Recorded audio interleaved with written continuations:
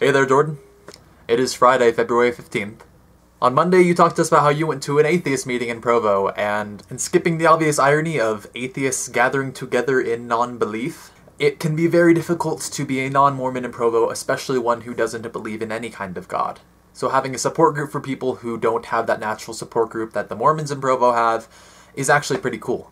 And you talked about how you're surprised that these atheists had such different fundamental political, ideological, and philosophical beliefs. You talked about how ideologically they were all over the board, and all that really brought them together was their lack of religion. And it's really interesting when you look at the differences of individuals inside of a group, and it can be something big and arching like Americans or like atheists because it's a very non-specific label, but it's particularly interesting when you apply it to very specific groups. Like members of our church who share a fairly consistent system of morals and beliefs and values. And it's fun to see what issues we differ on. Now Jordan, you and I found each other because whereas most Mormons are rather conservative, you and I happen to be liberal. And there aren't a lot of us, but it's really cool how many of us there actually are. Now we share a lot of different opinions from the rest of our church, and that's really cool because we're allowed to make those decisions for ourselves. And then there's you and I who, as liberal Mormons, still have different views on a lot of different things. And that's what's really cool about humans, because you can keep digging down farther and farther until every single person is perfectly and completely unique. And that's awesome! And whatever created us, whether it's God or the laws of nature or the flying spaghetti monster, did a really good job in making all of us different. Because everyone's different, we should be happy about that.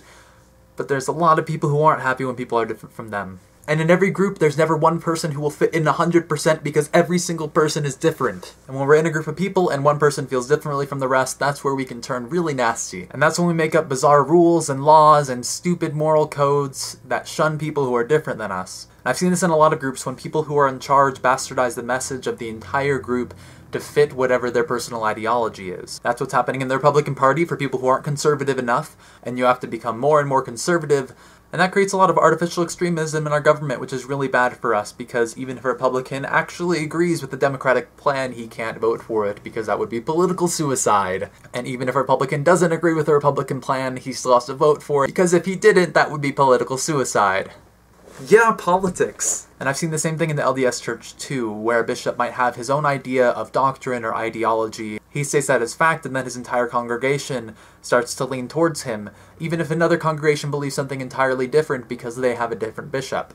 And this turns bad when a person or people don't agree with the person or people in charge, and there are rifts and divides and schisms, and because when you look at the majority of the LDS Church, I don't fit into that. And when you look at the majority of BYU students, I don't fit into that.